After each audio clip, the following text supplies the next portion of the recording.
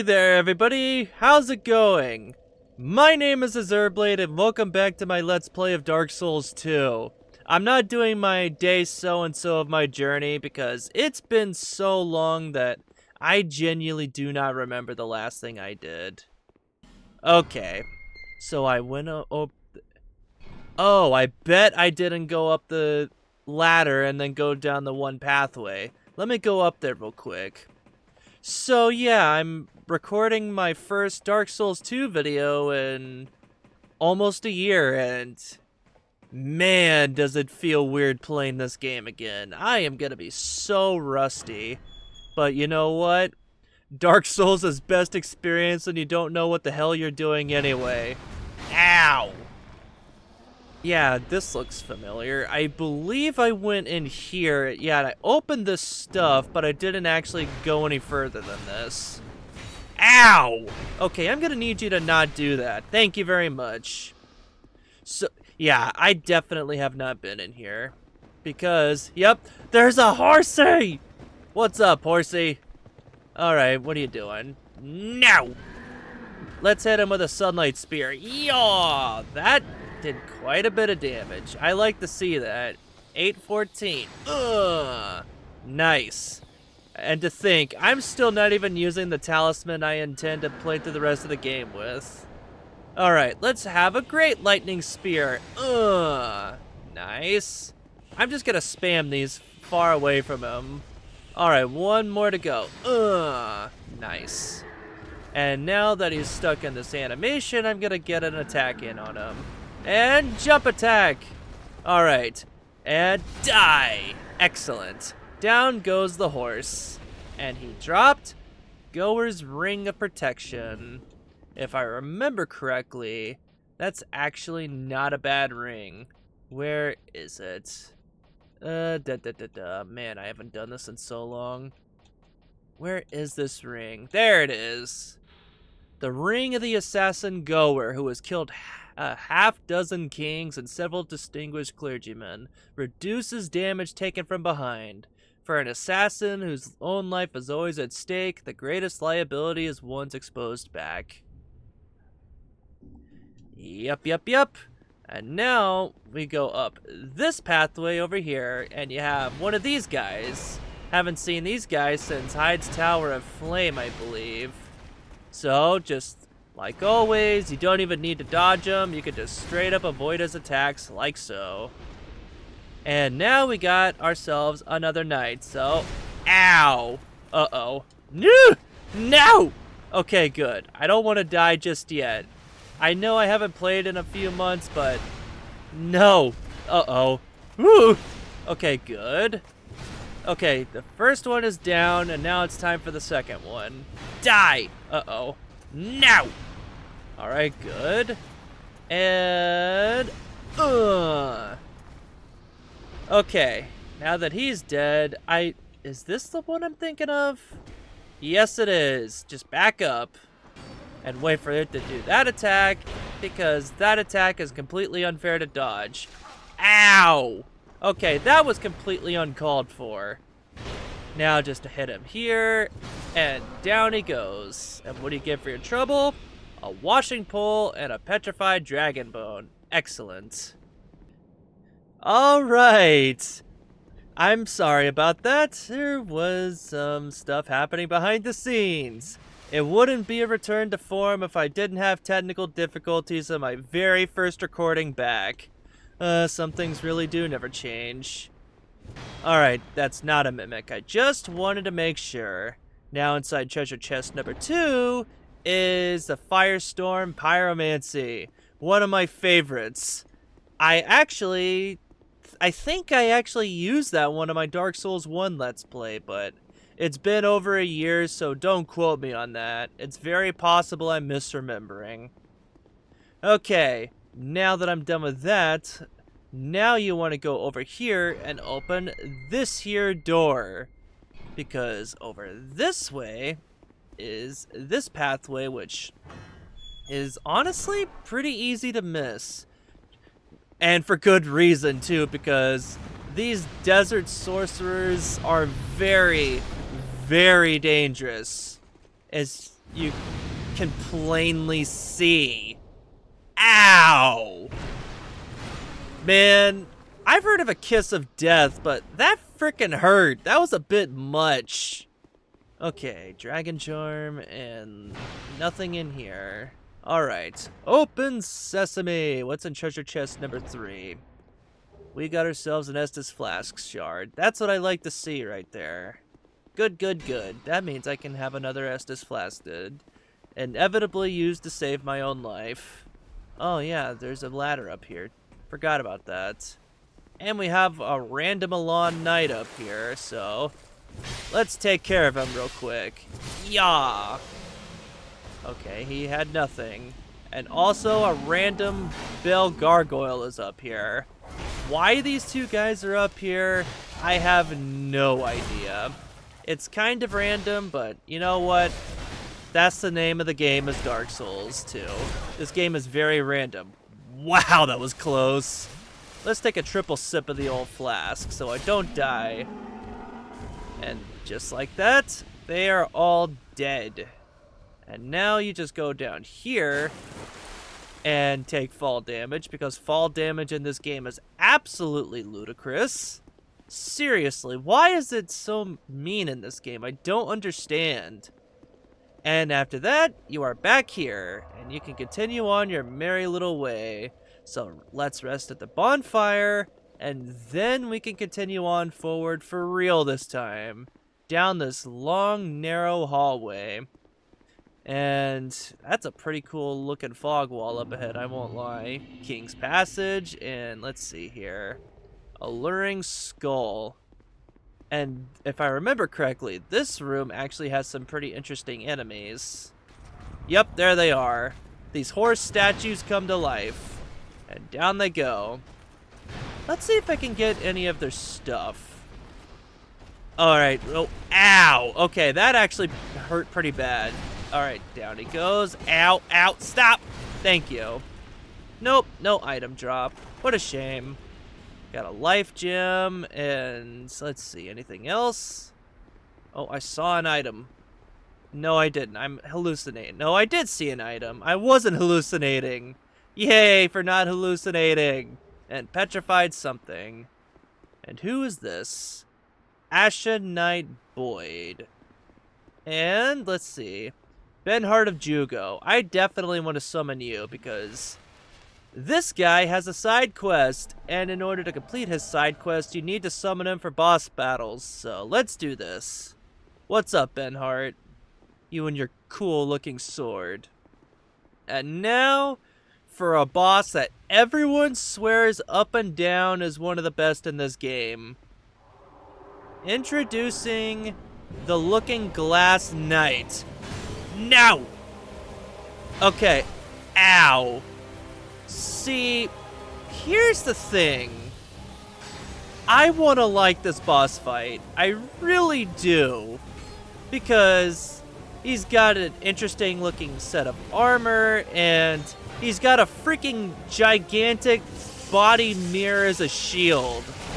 And he has that cool attack right there. And you're fighting him in a rainy night sky with lightning flashing in the background. It's a really cool thing. But here's the thing. He has a gimmick once you get him to a second phase where he will try to summon players to help him. The problem with this gimmick is that it takes 10,000 years for him to summon anyone. And while he's doing that, he can't move. So you can get a bunch of free hits in on him. And he's also got a lot of slow, highly telegraphed attacks, which look awesome, but they don't really accomplish much. Yeah, see, here it is right here. The entire time he's summoning someone, he can't move. And there he goes, he summoned someone. So, let's take care of this bad boy. Oh, I actually missed there. Okay, he kind of looks like Pate. He's got Pate's gear. And there he goes, he's down already. So he might as well have not even summoned that guy to help him. Now, here's my thing with this boss. It looks really cool, but I've always thought that Ornstein from the beginning of the game would have been a much better fit for this place. They would have had to give him a second phase, of course, and I already have an idea of how that would have worked, too. It would have been that you got him down to half health, and then he would have lifted a sword spear into the air, and then a bolt of lightning would have struck it, and he would have had a lightning buff for the rest of the match, and he would have started using more miracles to help him take you down. That would have been a really cool boss fight. Just seeing the black armored Ornstein raise his sword spear and just watch it get covered in lightning. And then he just does so much damage to you with this awesome music playing in the background. But alas, that's not what we got, and Ornstein was relegated to an optional boss fight in an area that you really don't need to go to. And that's a darn shame. Soul Bolt, Spell Quartz Ring +2, and Bonfire Aesthetic. Nice. And let's see, if I remember correctly, we go on here. Yeah, we go on this thing, and then we go down. Phone calls! Why must you interrupt recordings? It is what it is. The outside world doesn't know I'm making videos, so sometimes these things happen. But I don't remember what I was saying last, so I'm just gonna say, warm yourself up for this next area, because oh boy, this next area is a freaking doozy, man. There's a lot of areas that have discussion of what's the worst area in Dark Souls 2, and some people will say the gutter. I agree with that statement, but this coming area, definitely top 3 worst. Which sucks, because this area is beautiful, and it really shows how good Dark Souls 2 can look. Without any further ado, oh, it's a little further ahead than I thought it was. Yeah, this is it, right here. This is the beautiful area. Just listen to that singing.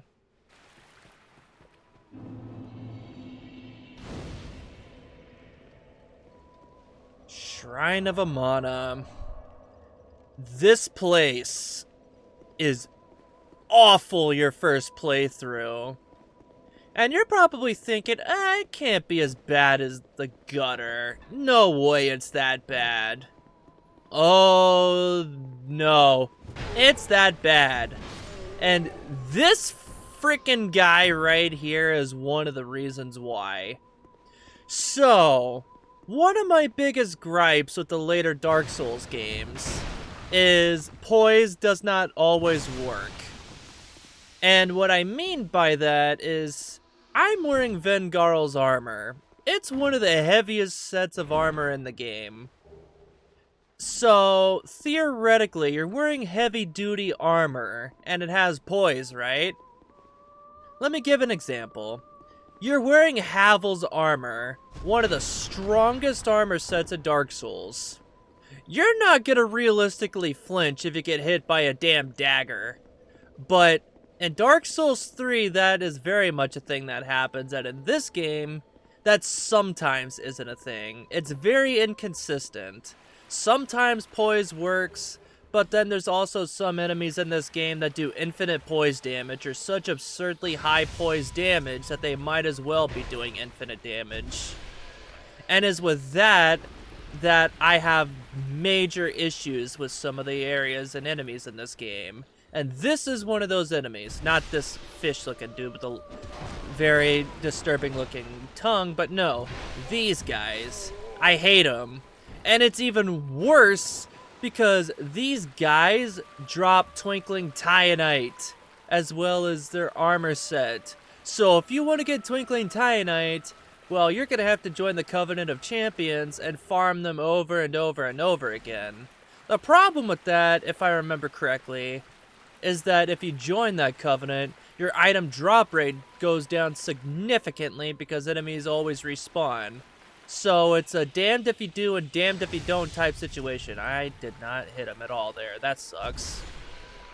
So yeah, I love Dark Souls 2 despite its issues, but I will never defend this place. Which sucks because honestly, this place is beautiful, like I said. It's just a wonderful vibe. You have this underground lake with golden sparkling lights in some areas thanks to these guys. You got the interesting looking skybox with the tree roots up there, as well as the light peering through. It is a genuinely beautiful area. And it is not just in this game either, but in the trilogy as a whole, this is one of the prettiest places. And this is only the beginning too. This is just the tip of the iceberg. Open sesame. And in here we have this lady. And I'm being attacked by this jerk. Get out of here! Oh wow, he's alive. I said get out of here! Frickin' jerk. We knew you were coming. And stop singing. Okay. We are Milfanito. We are here to sing to those bound by death and dark. Alright. Interesting. We will sing here. Forever. As we always have. From long, long ago. We know nothing of the world outside. And why should we? For we will never leave. That's a sad existence. Do you seek King Vendrick? But what is a king, after all? We know nothing of the world outside, for we will never leave here. But how would you know of King Vendrick if you've never left here? When we sing, the little ones dance.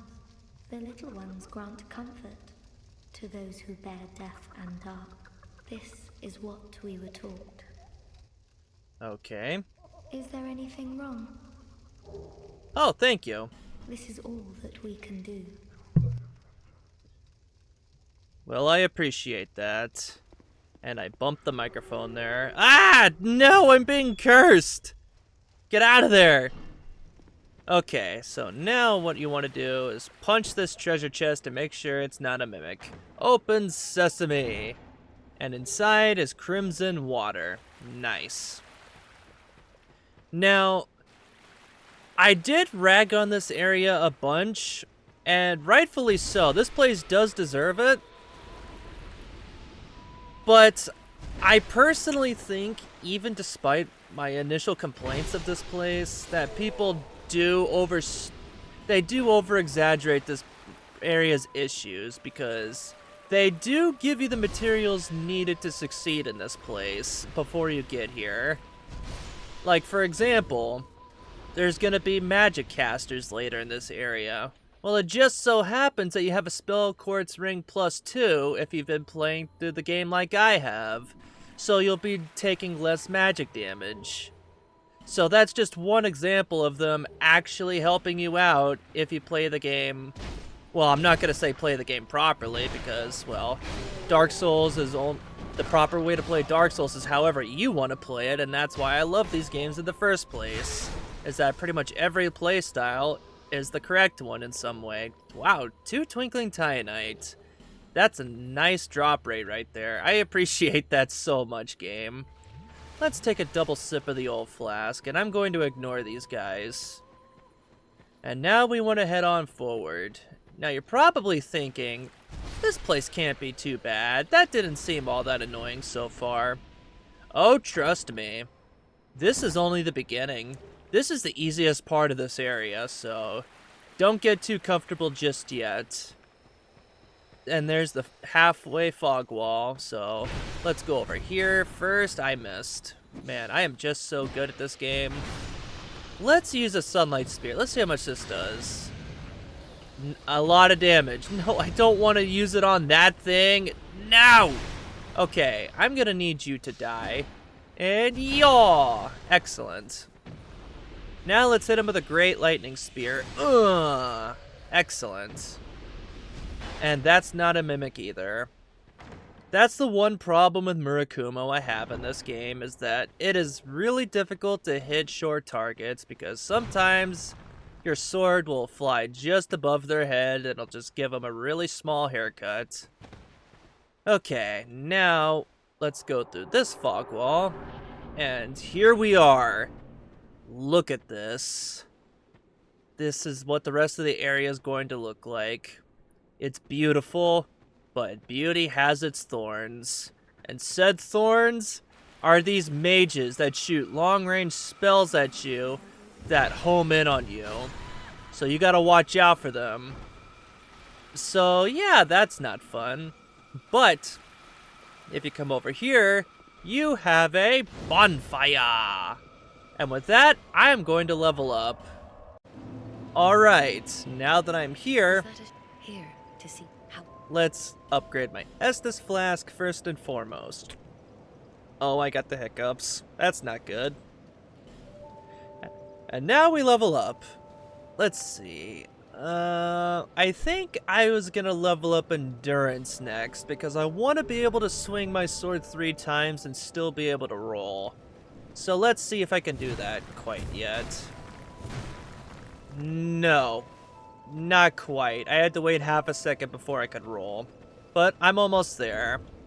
I think I'm gonna level up my Endurance to 20 and then I'll see where I go from there. But I think I'm going to end it there.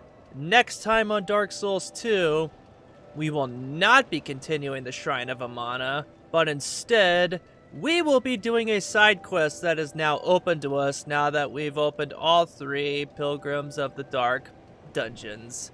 See you guys next time. Take care, everyone.